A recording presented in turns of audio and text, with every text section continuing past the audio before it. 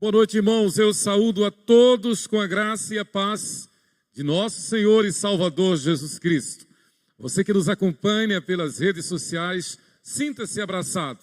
E é uma honra tê-lo conosco, participando conosco de forma online dos cultos da Igreja Presbiteriana 12 de Agosto. E você que está aqui presente, que maravilha, que testemunho e um desafio e um chamado a você que está em casa, que também venha participar, venha para o culto de forma presencial. Nada se compara ao culto feito de forma presencial. Como diz a Bíblia, quando a igreja congrega, quando a igreja está congregada, a igreja está reunida. Então, você que está em casa, ponha na tua agenda, ponha isto diante do Senhor, do dever de vir participar no templo do culto que oferecemos ao nosso Deus. Graças a Deus por esta oportunidade, por essa facilidade que temos de transmitir os cultos. Mas, repito, o culto é presencial por excelência. É uma exceção e a gente não deve viver de exceção, não é verdade? Muito bem, mas todos sintam-se abraçados com a graça e a paz de nosso Senhor e Salvador Jesus Cristo. Eu quero compartilhar nesta noite, irmãos, sobre perdão e santificação. E eu quero ler alguns textos da palavra para nossa edificação. Eu convido você a que, por gentileza, coloque-se de pé e abra o texto sagrado, abra a Bíblia no Salmo 32, e nós vamos ler os versos de 1 a 5. E depois nós vamos ler o Salmo 51, de 1 a 10. Primeiro Salmo 32, de 1 a 5.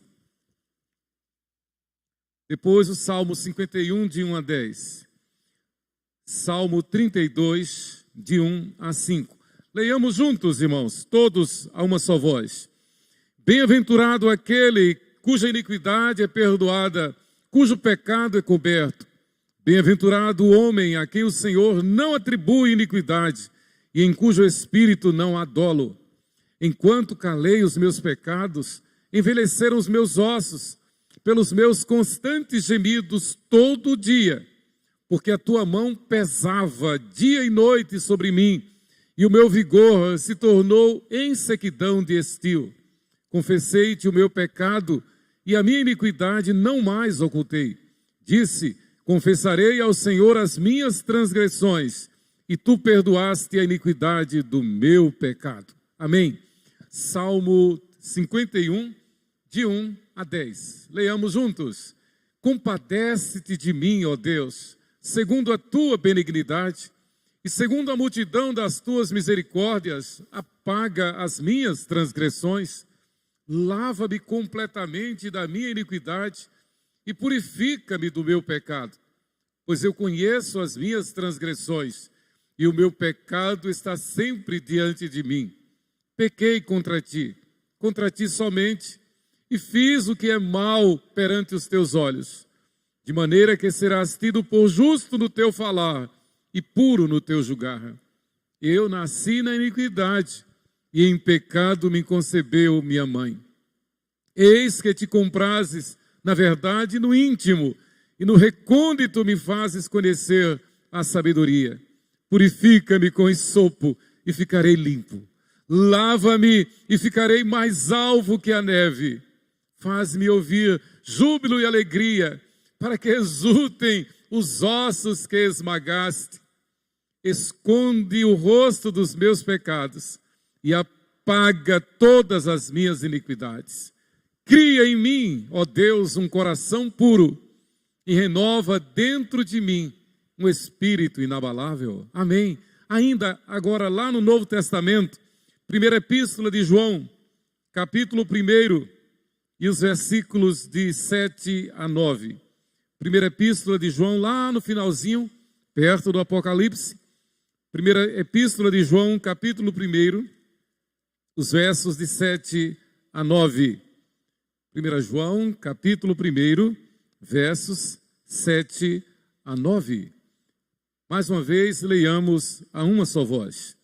Leiamos. Se, porém, andarmos na luz como Ele está na luz, mantemos comunhão uns com os outros, e o sangue de Jesus, seu Filho, nos purifica de todo pecado. Se dissermos que não temos pecado nenhum, a nós mesmos nos enganamos, e a verdade não está em nós. Se confessarmos os nossos pecados, Ele é fiel e justo para nos perdoar os pecados e nos purificar de toda a injustiça. Amém. Amém. Podeis sentar? Irmãos, que o Senhor aplique a sua palavra à nossa mente, ao nosso coração. Perdão e santificação. Queridos, nós vimos nos dois primeiros textos, Salmo 32, Salmo 51, o desabafo, o clamor, o derramar do profeta, poeta, salmista e rei Davi, face o seu pecado. Davi representa todos nós.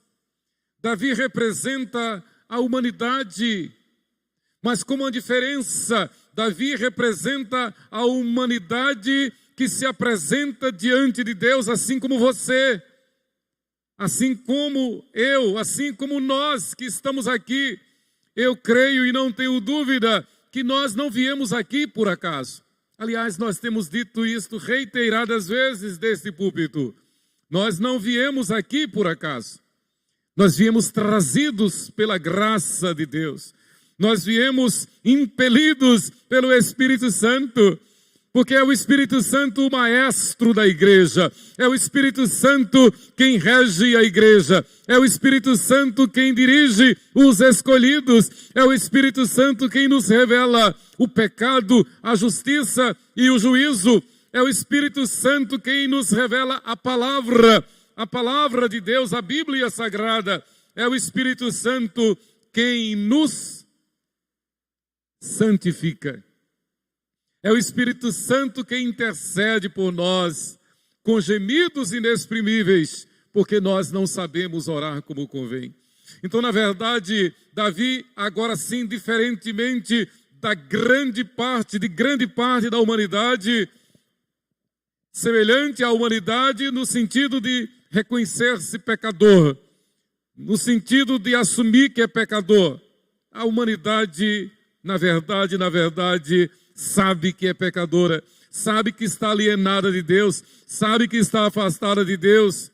E muitos, ao invés de arrepender-se, sentem apenas o remorso. Ao invés de arrependimento, praticam o remorso. Dói, reconhece, sabe que está errado, mas, como se diz, não dá o braço a torcer. Davi é diferente. E eu creio que nós que estamos aqui, você que nos acompanha em espírito e em verdade, crendo na palavra, estamos na mesma equipe de Davi, estamos no mesmo time de Davi. Reconhecemos o nosso pecado, mas reconhecemos também o poder do Senhor que nos purifica de todo pecado, porque Ele se fez homem e veio aqui à terra, Ele veio para, na cruz do Calvário, derramar o seu sangue precioso, esvair-se de todo o seu sangue, ser morto, ser sepultado, mas ao terceiro dia Ele ressuscitou. Nós ainda estamos comemorando a Páscoa de nosso Senhor Jesus. A maior mensagem da Páscoa é a mensagem do perdão do Senhor. Páscoa, que pessar no hebraico, que significa passar por cima, fazendo uma referência de que o anjo da morte passou por cima das casas onde estava aspergido o sangue do Cordeiro. Mas nas casas onde não havia a marca do sangue, ele entrou. E a consequência foi a morte do primogênito daquela casa. A casa do povo hebreu, a casa dos filhos de Abraão, estava marcada com o sangue do Cordeiro. E aquele sangue apontava para o sangue de Jesus. E o sangue de Jesus, derramado na cruz, nos purifica de todo pecado, garante-nos o perdão do eterno, o perdão de Deus. Davi, no Salmo 32, 55, ele assume a sua pecaminosidade, ele reconhece o seu pecado, ele confessa e ele deixa o pecado, e ele clama: cria em mim, ó Deus, um coração puro, e renova dentro em mim um espírito inabalável. Perdão e santificação. O pecado é uma realidade que aflige a todos nós, aflige a todos em sã consciência. O apóstolo Paulo, escrevendo aos Romanos, ele retrata de forma perfeita o que o pecado causa. O pecado embrutece, o pecado nos martiriza. O pecado, como disse Davi, esmaga os nossos ossos.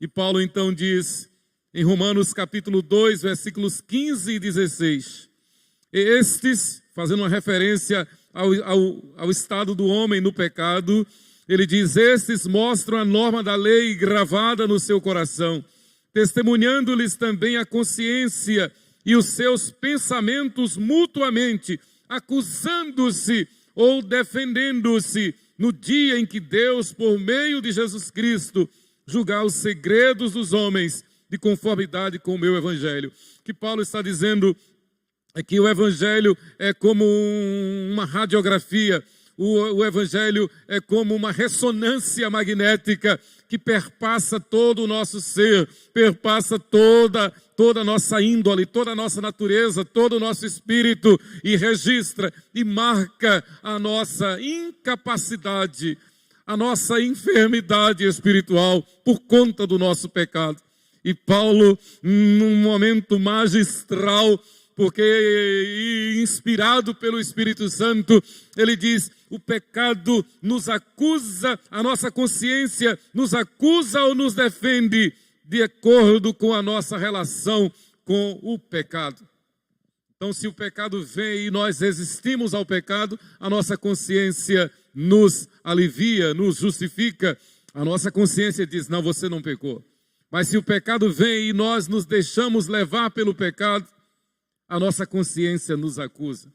Eu me lembro, criado na escola dominical da Igreja Presbiteriana de Aracaju, criado no culto doméstico da nossa casa, das muitas coisas que eu trago da memória, das melhores foram as reuniões de culto em casa, o culto doméstico.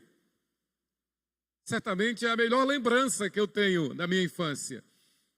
Quando nos assentávamos ao redor da mesa, papai, mamãe e os 7 filhos, os 9 ali, fazendo o culto doméstico.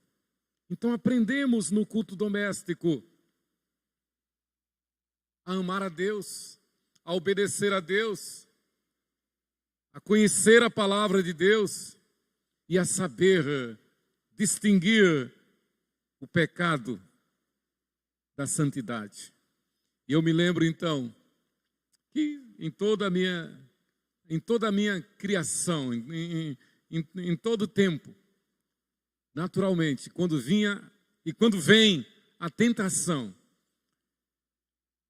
o primeiro fator que vem à minha mente diante da tentação é que nós fomos salvos para viver em santidade. É que Deus nos amou de tal maneira que deu seu Filho unigênito para que nós não caiamos em tentação, para que nós não cedamos à vontade da carne, ao pecado, para que a gente fuja do pecado. A nossa consciência nos diz o que é certo, o que é errado. E, aliás, essa consciência, ela age não apenas nos que conhecem a palavra de Deus, nos já alcançados pelo Evangelho, mas ela atinge a todos. Não precisa ser um cristão, não precisa conhecer a Bíblia para saber que pecado é pecado. O pecado ele tem essa consequência. O pecado ele tem esse sinal. Para reconhecer o que é pecado, não precisa ser um santo, não precisa conhecer a Bíblia, não precisa ser um crente. Basta ter consciência. É o que Paulo está dizendo em Romanos 2, 15 e 16. Mais adiante o apóstolo Paulo declara qual a principal consequência do pecado. Romanos 6, 23, Romanos 3, 23. Romanos 3, 23, Paulo diz: todos pecaram e precisam e carecem da glória de Deus. Outra versão diz: todos pecaram e destituídos estão da glória de Deus, no sentido de que essa destituição, ela é uma disciplina, ela é uma pena terrível, que ela não condiz com a natureza para a qual nós fomos criados. Daí, fazendo um parênteses, a nossa tristeza diante da morte, a nossa ira diante da morte, a nossa não conformidade com a morte. Nós não nos conformamos, nós repudiamos, nós abominamos, nós, como disse um colega um dia desses, nós temos raiva da morte, porque nós não fomos criados para morrer, nós não fomos feitos para morrer. A morte é uma consequência trágica do pecado. Mas Paulo diz também: o salário do pecado é a morte, mas o dom gratuito de Deus é a vida eterna em Cristo Jesus, nosso Senhor. E aí nós vamos entendendo melhor o que significa perdão e santificação. Mesmo diante da nossa ruindade, mesmo diante da nossa transgressão, mesmo diante da nossa falibilidade, mesmo diante do nosso pecado, nós que recebemos a graça salvadora, temos a certeza, temos a convicção de que o perdão que o Senhor Jesus nos garantiu na cruz é um perdão eterno.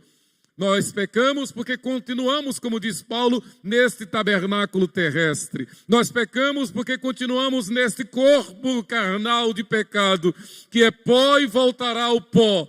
Mas nós somos absolvidos porque recebemos da graça de Deus o perdão através do sacrifício do seu Filho perfeito, nosso Senhor e Salvador Jesus Cristo.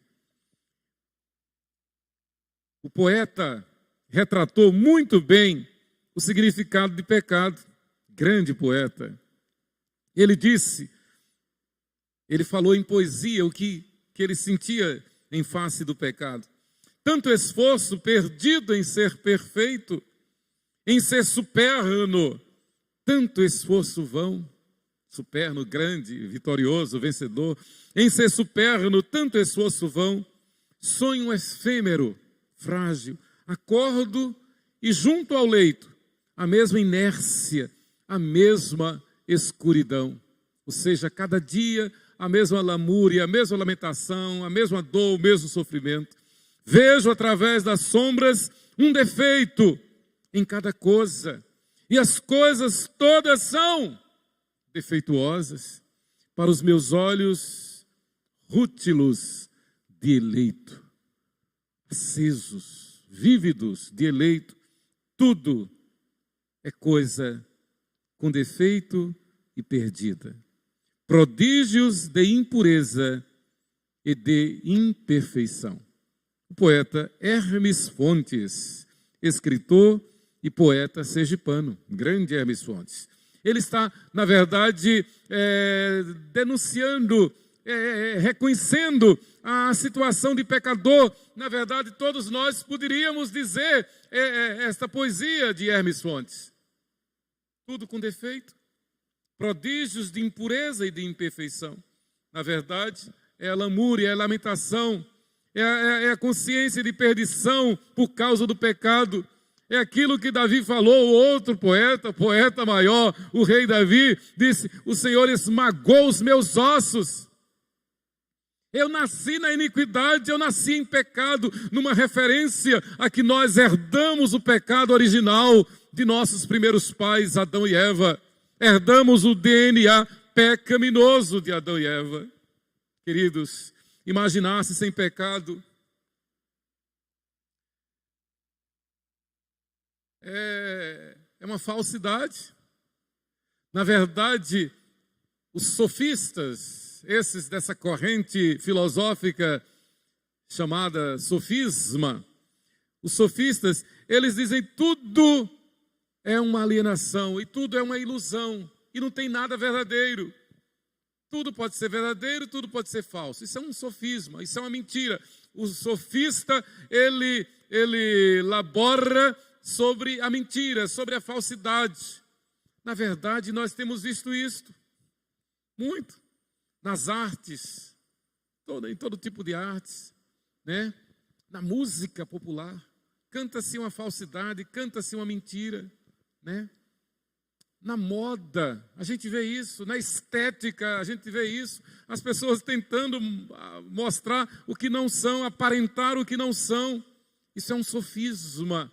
As novelas, os programas de televisão, um sofisma. E como se não bastasse, grande parte da imprensa vivendo em cima de um sofisma, de uma mentira,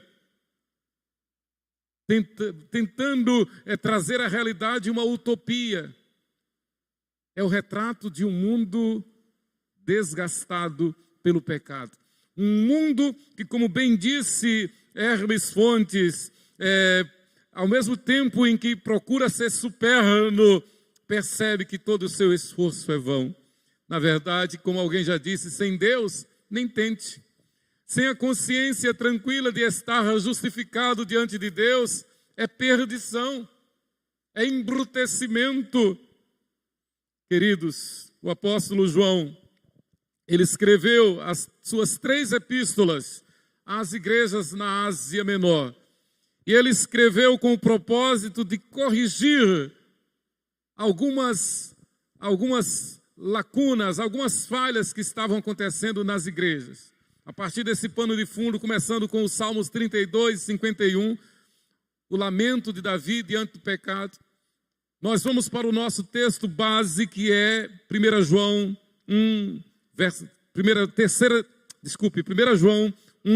versículo 9.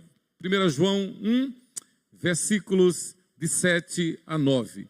Se, porém, andarmos na luz como Ele está na luz, mantemos comunhão uns com os outros, e o sangue de Jesus, seu Filho, nos purifica de todo pecado. Se dissermos que não temos pecado nenhum, a nós mesmos nos enganamos e a verdade não está em nós.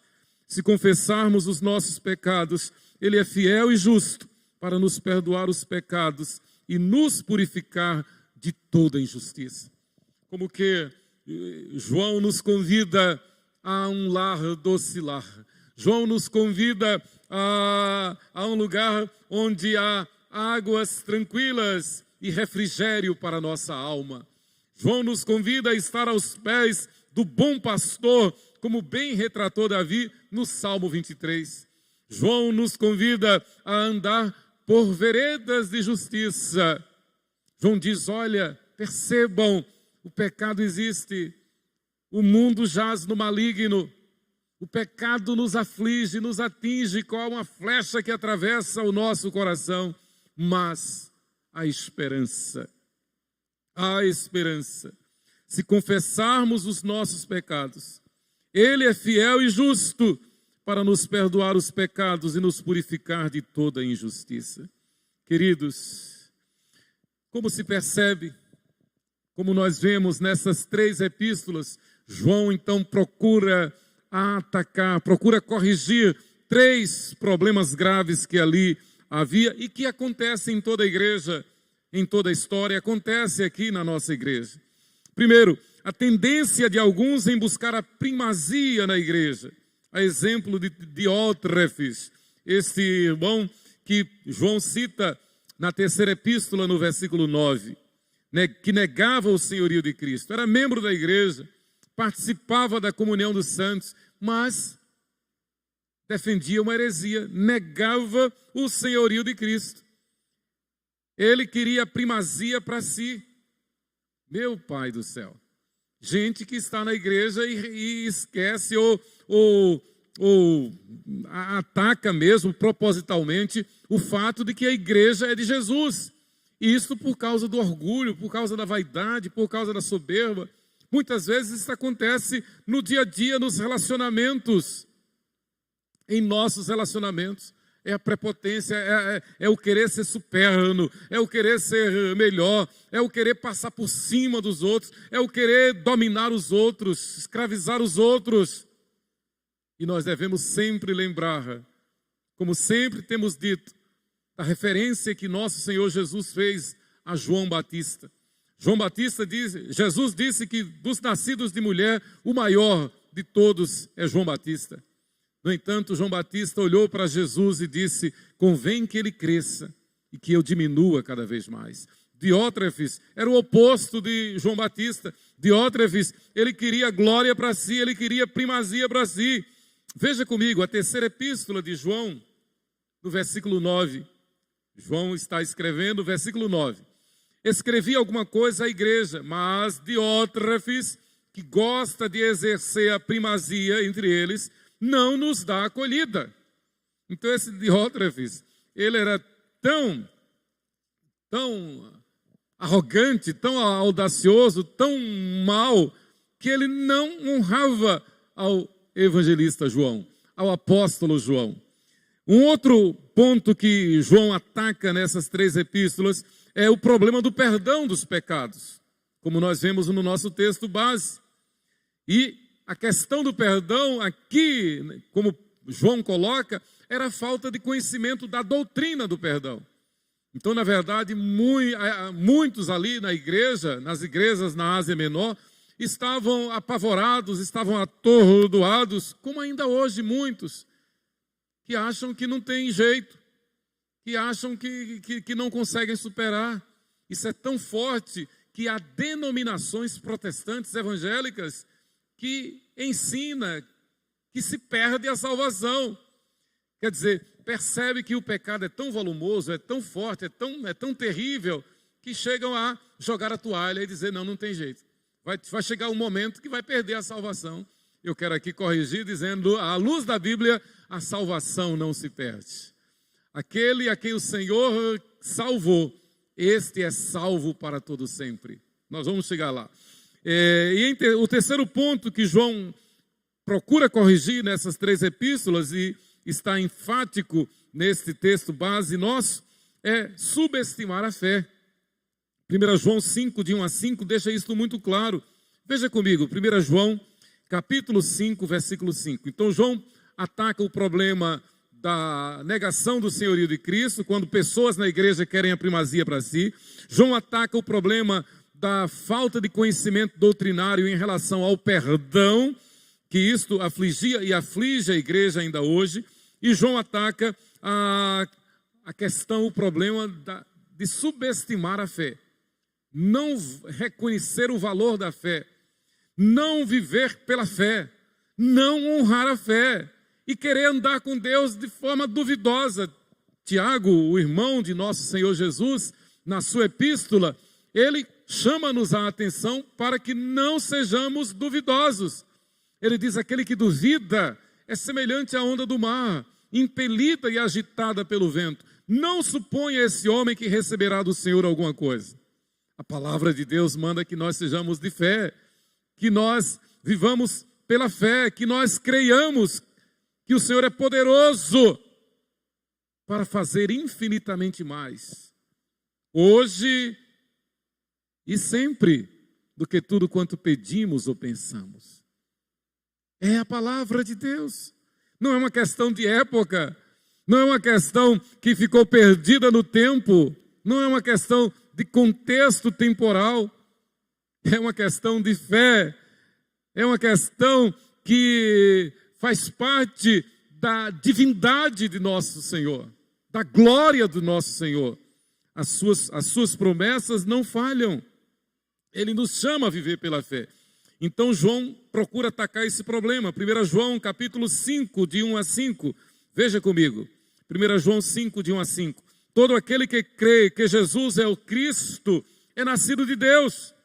E todo aquele que ama o que o gerou, também ama ao que dele é nascido. João está falando da trindade, João está falando da relação entre o Pai e o Filho. Crer no Pai é crer no Filho, crer no Filho é crer no Pai.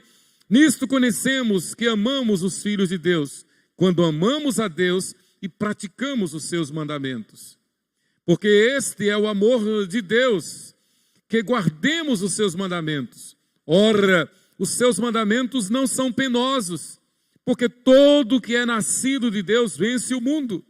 E esta é a vitória que vence o mundo, a nossa fé. Quem é o que vence o mundo, senão aquele que crê ser Jesus o Filho de Deus. Este é um exercício de fé. Nós vivemos e nos movemos, existimos pela fé em nosso Senhor, Deus conosco, Jesus Cristo. Ele é quem manda na minha vida, Ele é quem manda na minha casa, Ele é quem manda no meu bolso, Ele é quem manda no carro, Ele é quem manda nos negócios, Ele é quem manda nos meus pensamentos. Se não for assim, está errado. Ele diz: filho meu, dá-me o teu coração.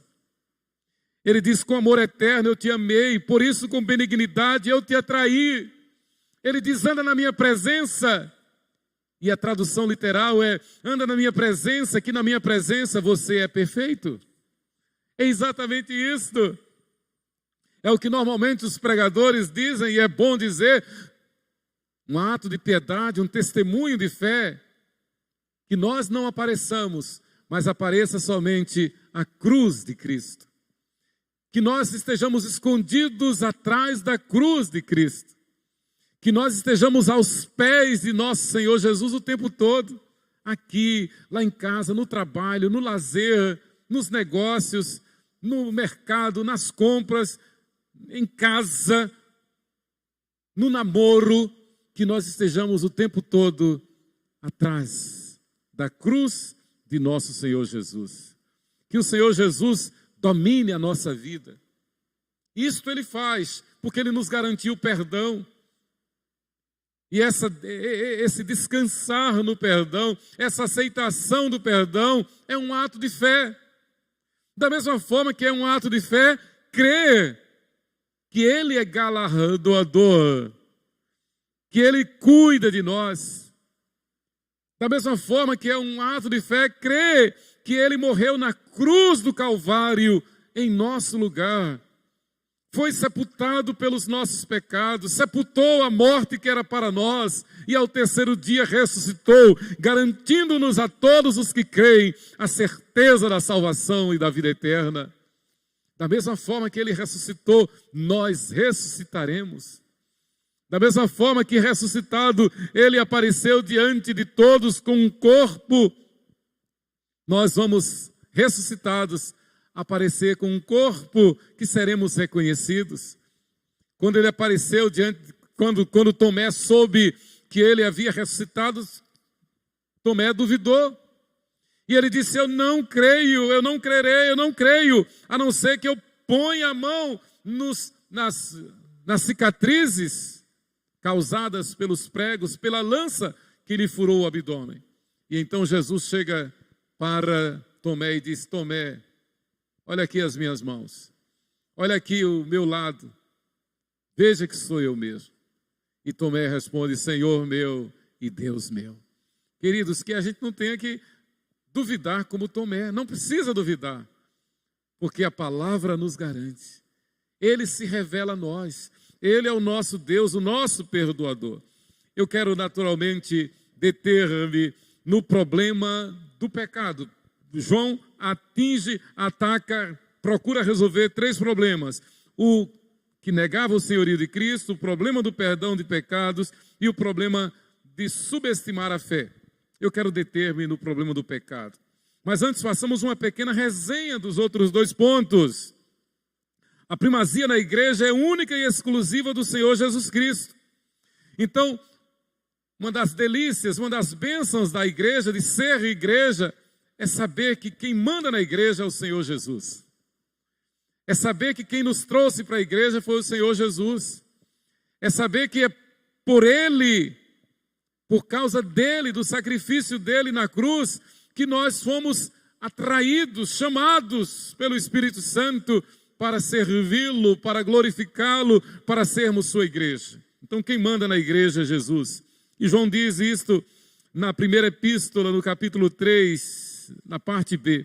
Ora, a nossa comunhão é com o Pai e com o seu Filho Jesus Cristo. É Ele quem manda na igreja. 2 João, versículo 7. Porque muitos enganadores têm saído pelo mundo fora, os quais não confessam Jesus Cristo vindo em carne. Assim é o enganador e o anticristo. Então quem nega Jesus é o enganador, é o anticristo. João está atacando mais uma vez aqueles que procuravam viver a filosofia dos gnósticos, dos sofistas, que diziam que tudo era ilusão, tudo era falso, que não existia verdade. Mas voltemos ao ponto base da nossa reflexão: o perdão. O pecado é a tragédia das tragédias, é a causa do maior e último inimigo a ser vencido, a morte. A Bíblia diz isto. É a causa do último inimigo a ser vencido, do maior e do último inimigo. A morte é o salário do pecado e a morte é o último inimigo a ser vencido. Só será de todo vencida quando então o Senhor Jesus voltar para buscar a igreja. E então haverá novos céus e nova terra.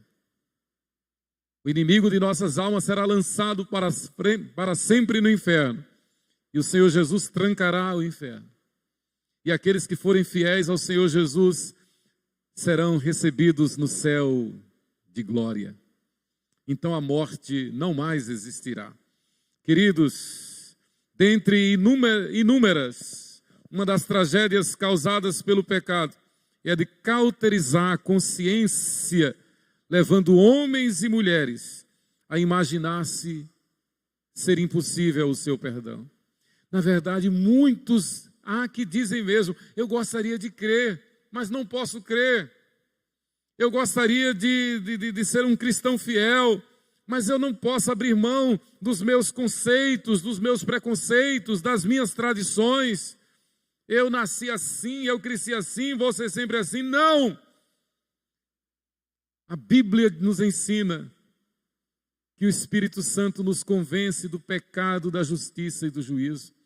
A Bíblia diz hoje, se você ouvir a voz de Deus, não endureça o coração. A Bíblia diz que o sangue de Jesus nos purifica de todo pecado.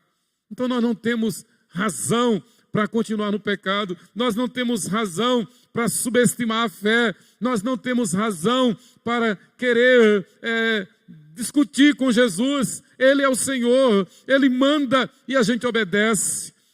Ele diz: eu sou o caminho e a verdade e a vida, ninguém vem ao Pai senão por mim. Então Ele nos convida a sermos seus discípulos.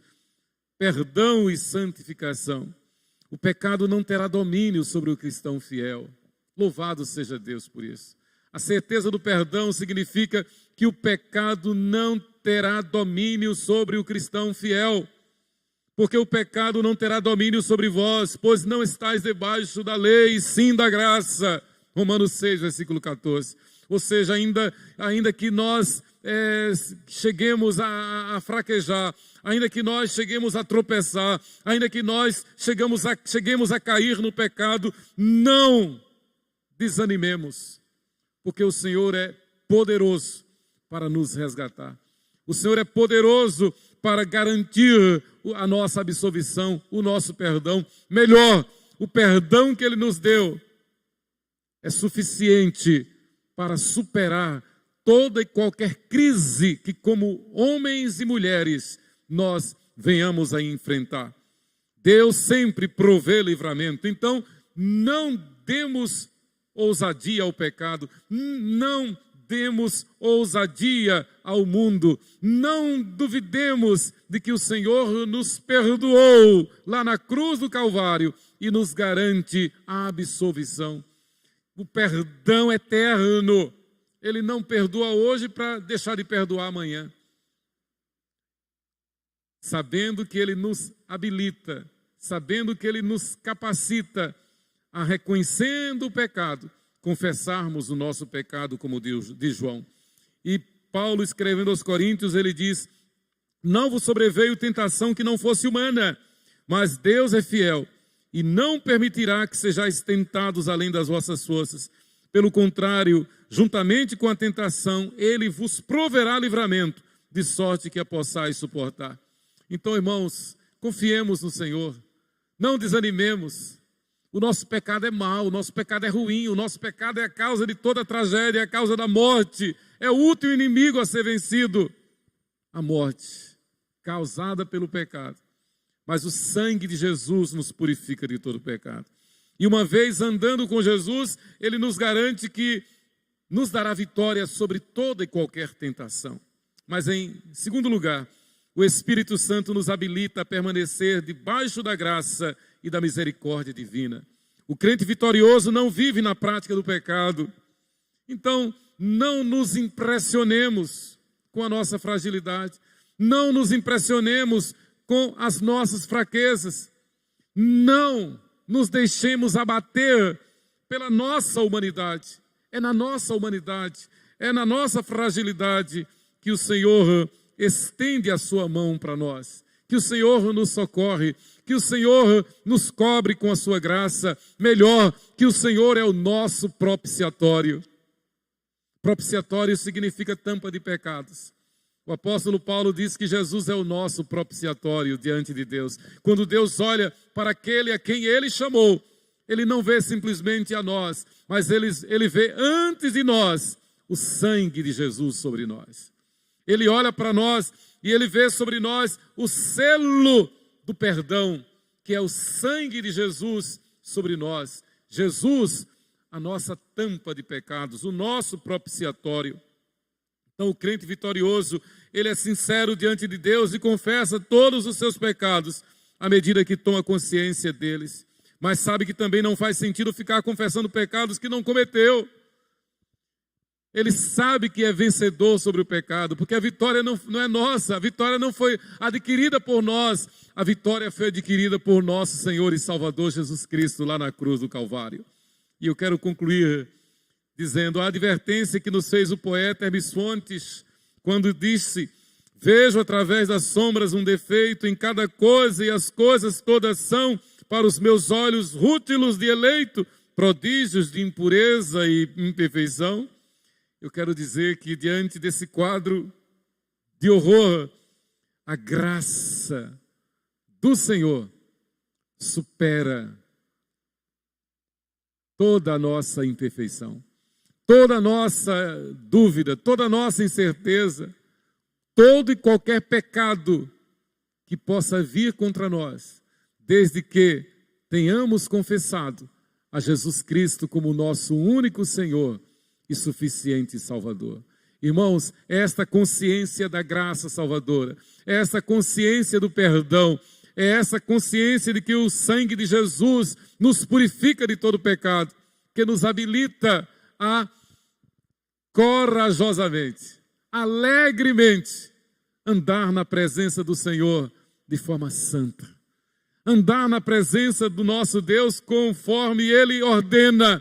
Anda na minha presença e ser perfeito. Andar em novidade de vida. Andar em santificação. Porque sem santificação ninguém verá a Deus. Queridos, que Deus nos abençoe.